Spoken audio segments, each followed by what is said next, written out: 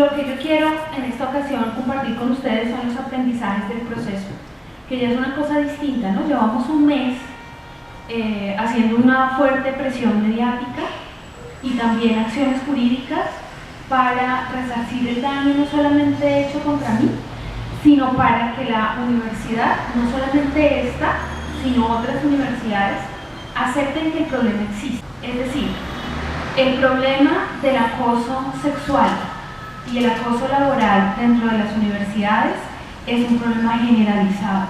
La Universidad Nacional hace una encuesta hace algunos meses para saber cuántas estudiantes habían sentido que habían sido violentadas sexualmente dentro de las universidades y aparece una cifra escandalosa tanto de hechos de abuso sexual como de violaciones ocurridas dentro del campus universitario. La Universidad de los Andes desarrolla su propia investigación y llega a la conclusión que el 40% de las personas que contestaron la encuesta habían sido víctimas de abuso y acoso sexual. Entonces estamos hablando de un fenómeno que no ocurre solamente en la Universidad de Ibagué, que está sucediendo en la sociedad colombiana, y la universidad como parte de la sociedad también expresa esas desigualdades, esas violencias de género a su interior. Al contrario de otras universidades que están desarrollando investigaciones para saber qué tan grave es el problema y qué tan profundo es para tomar medidas, para prevenirlo y para sancionarlo, la Universidad de Ibagué niega que el problema existe. Es decir, ha hecho varios pronunciamientos diciendo que son declaraciones infundadas, incompletas, no verificadas y que ellos han actuado en correspondencia a la ley, cosa que es falsa, de que este fenómeno del abuso sexual en las universidades existe. Y la negación, ustedes saben que cuando uno niega un problema, pues tampoco lo soluciona. Lo que se ayuda a esa negación es a esconder el problema y termina produciendo impunidad para los agresores. Es decir, si no hay un proceso de sanción, investigación disciplinaria y penal, las universidades terminan produciendo impunidad y protegiendo a los agresores. Pero cuando se trata de las víctimas o cuando se trata de las personas que apoyan a las víctimas, como en mi caso, no hay debido proceso. A las víctimas y a las activistas de derechos humanos las despiden inmediatamente. Entonces, al contrario de lo que debería ser una justicia con una visión de género, lo que hacen es utilizar el derecho al debido proceso, que por supuesto los acusados también lo deben tener, pero lo que estamos cuestionando es que las universidades solamente usan el argumento del debido proceso para defender a los agresores. Ni con las víctimas ni con las activistas están haciendo eso. Entonces la pregunta era, cuando a mí me pasan la carta de despido, es ¿por qué me despidieron? Se presentaron varias acciones, un derecho de petición. La universidad responde a este derecho de petición diciendo que por el Código Sustantivo del Trabajo, el artículo 64 no tiene que dar ninguna explicación del por qué termina unilateralmente un contrato sin justa causa y que la autonomía universitaria les permite despedir a quien quieran cuando quieran. Ahí lo que hay de fondo es una lectura bastante estrecha de la ley y una lectura amañada de la autonomía universitaria que les permite atropellar los derechos de las trabajadoras, especialmente cuando sus reivindicaciones y sus peticiones atentan contra los intereses de la empresa. Aquí estamos hablando de un problema que es vergonzoso o vergonzante o es considerado del ámbito de lo privado. Y cuando una mujer dice, no, yo voy a hablar, ¿sí? A mí no me han dado solución, entonces la mujer rápidamente es considerada una persona indeseable, una exagerada, una mentirosa, y se toman acciones punitivas como los despidos para separarlas de sus cargos. De manera tan arbitraria, aunque es legal, es decir, ellos efectivamente lo pueden hacer por el Código Sustantivo del Trabajo, es injusto y eso es lo que estamos peleando jurídicamente a través de la tutela. Una de las víctimas que había presentado una queja por escrito contra su jefe inmediato, precisamente contra el presunto acosador, el señor Seín Marroquín, que es uno de los vigilantes de la Universidad de Ibagué, una de esas víctimas no le renovaron el contrato. a pesar de que había tenido una reunión con el director administrativo de la universidad y había comentado todo lo que había tenido que vivir durante 4 años en la universidad. Envío de pornografía por teléfono, por WhatsApp, insinuaciones sexuales, utilización de las cámaras de seguridad de la universidad para hacerle seguimiento y celarla si la veía hablando con otro hombre, insinuaciones sobre su cuerpo, cosas como así me echen yo a usted me la voy a comer. Y estamos hablando de que esta persona era su jefe directo. Estas prácticas a todas luces constituyen un delito. A otra de las víctimas de acoso laboral y sexual la obligan a renunciar. Y precisamente fue la persona que buscó mi ayuda por primera vez. Es decir, la mujer que era trabajadora de servicios generales y que busca mi ayuda para intentar solucionar estos casos de abuso sexual, esa es la que despiden el mismo día que a mí. Y la despiden obligándola a renunciar y dictándole lo que debía decir la carta de renuncia. Entonces estamos hablando de la posible ocurrencia de delitos que son graves, como el cohecho. No le puedes decir a un trabajador qué es lo que debe decir su carta de renuncia porque lo estás ejerciendo una presión indebida. Entonces quiero que se den cuenta de la dimensión del problema que estamos hablando y por qué la reacción de las directivas de la Universidad de Ibagué para callar estas denuncias, ¿no? Entonces estamos hablando de hechos muy graves, ¿sí? El segundo aprendizaje, ya se los había nombrado, es que las universidades apelan al principio de la autonomía universitaria, que tiene que ver es con la libertad de cátedra. Fíjense que es un principio que tiene que ver con que ningún gobierno debe determinar los contenidos, ¿sí? Que la autonomía universitaria es la autonomía para producir conocimiento y saber. Utilizan ese principio, pero lo utilizan para intentar suplantar a las autoridades en su función de reunir elementos de juicio para llevar a cabo una investigación de un posible delito. Piensan o asumen que ellos pueden y tienen el poder o la jurisdicción de investigar un delito y hasta no tener pruebas suficientes de la comisión del mismo, no toman ninguna decisión disciplinaria contra el trabajador acusado.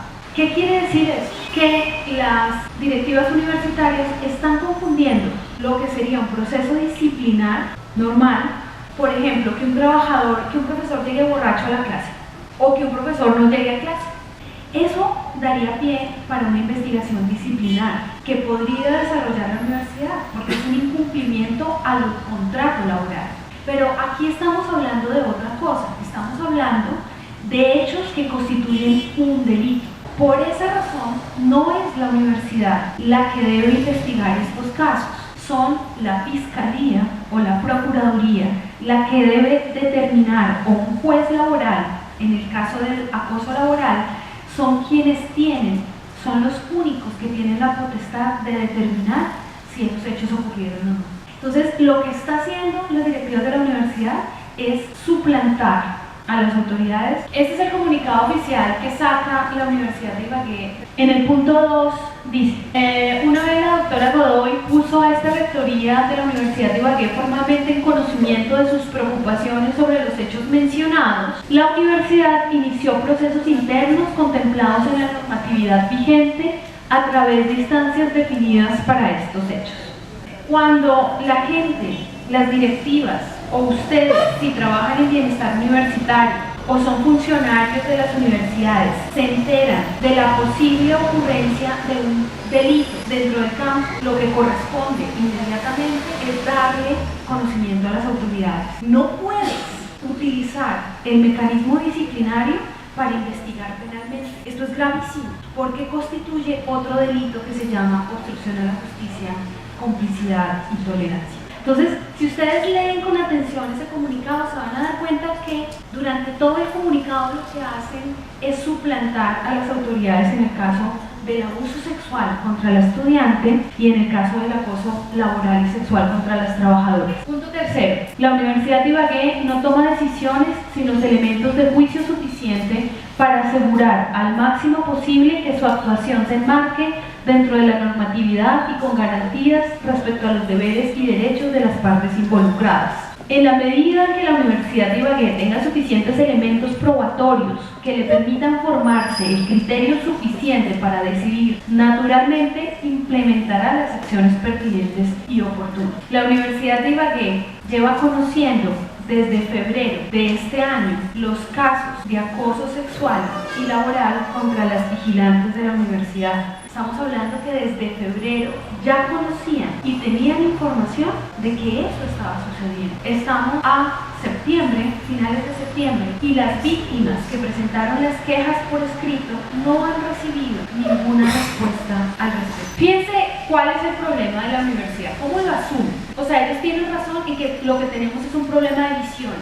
Por parte de las directivas hay una visión conservadora, incluso que fomenta la impunidad, y por mi parte hay un enfoque desde los derechos humanos de las mujeres. Por supuesto que tenemos ópticas distintas para interpretar el problema. Entonces, esto que ustedes ven aquí es parte de la defensa que hace la universidad en la acción de tutela que pasó. Y dice que la universidad siente que el problema ha sido que yo he ventilado públicamente ciertas situaciones que han pasado dentro de la universidad, haciendo afirmaciones que no se ciñen a los hechos. La universidad no logra concretar en ninguna de sus respuestas cuáles son esas afirmaciones equivocadas. ¿Y ustedes creen que si eso fuera cierto ya no me hubieran demandado por injuria y calumnia?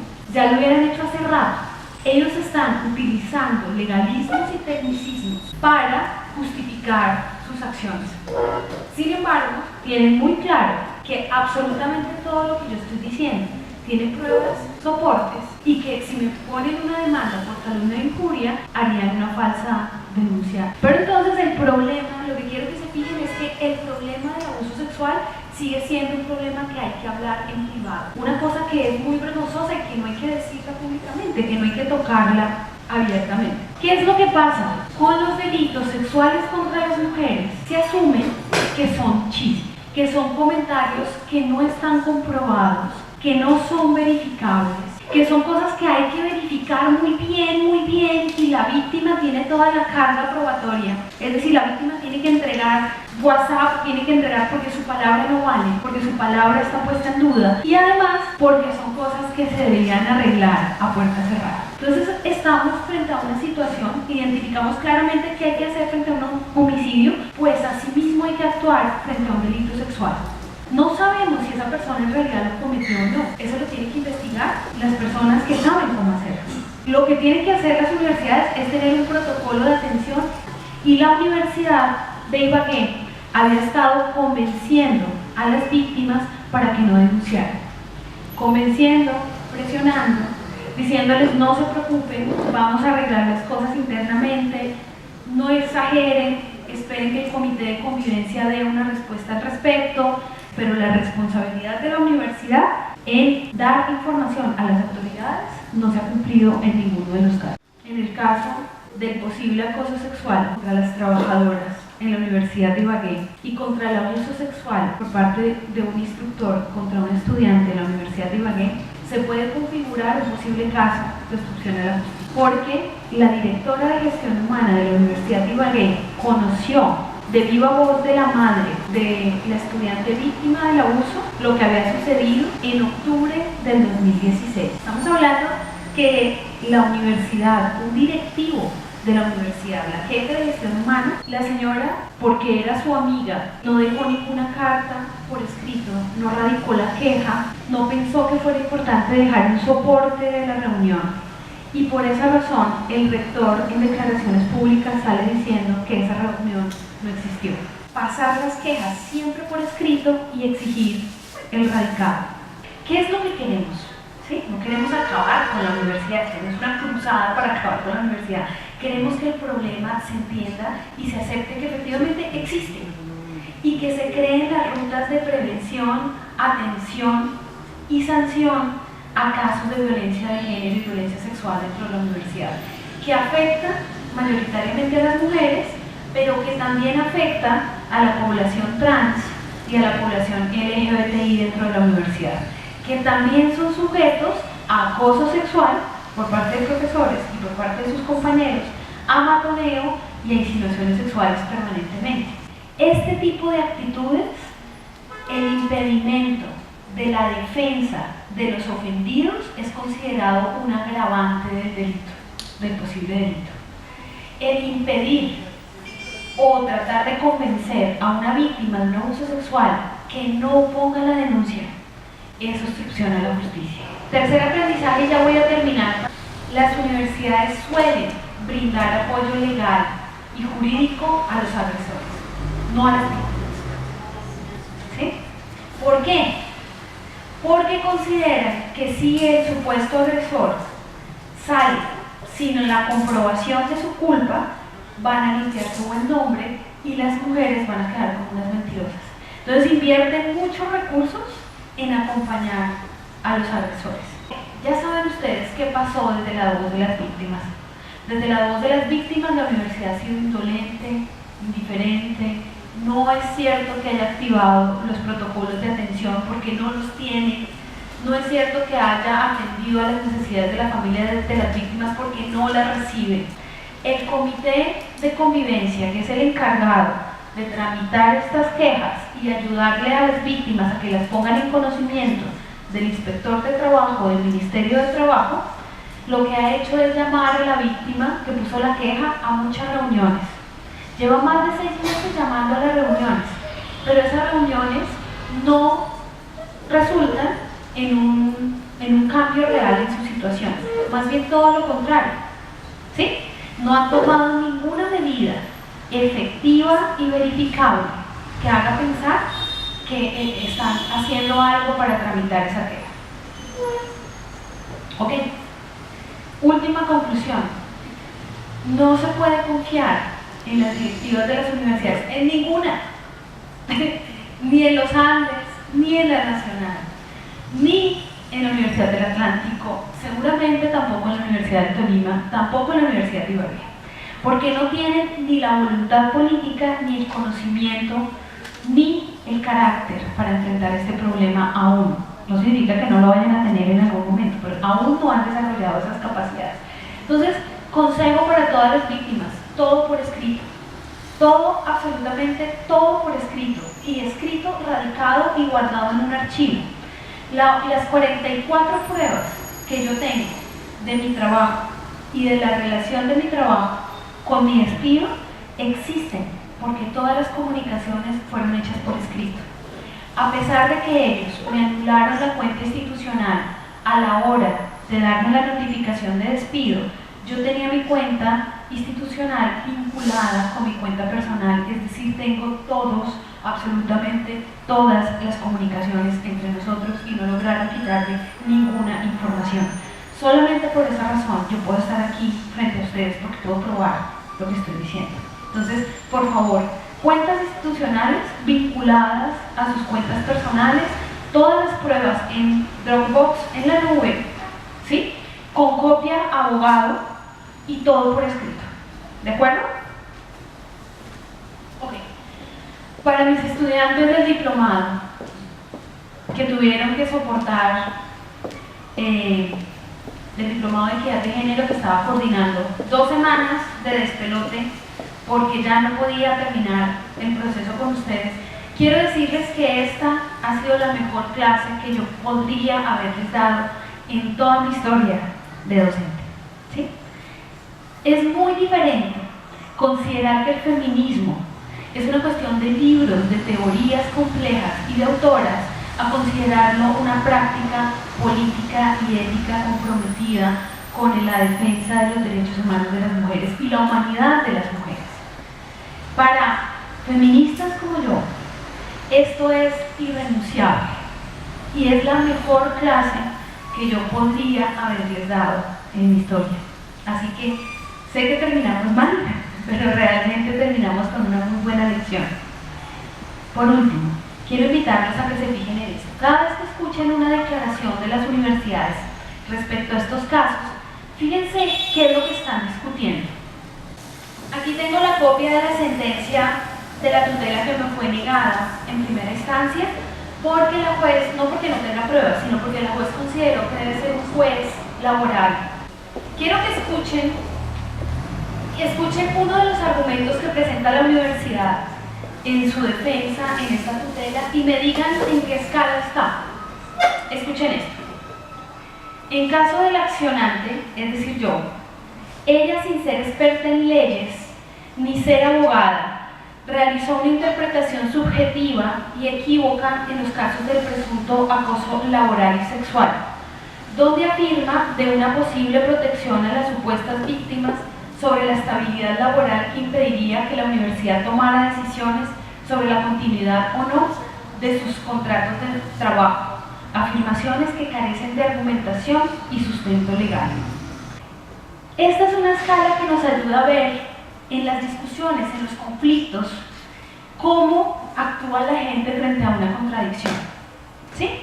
El nivel más alto es el nivel más alto de racionalidad en esa discusión. Es decir, cuando tú tienes una contradicción y refutas el punto central de la cuestión.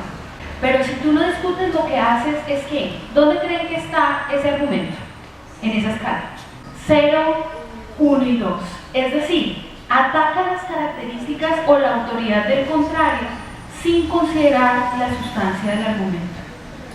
Todas las declaraciones de la Universidad de Ibagué han estado acá. En ningún momento han dado una discusión que realmente sea respetable para educadores.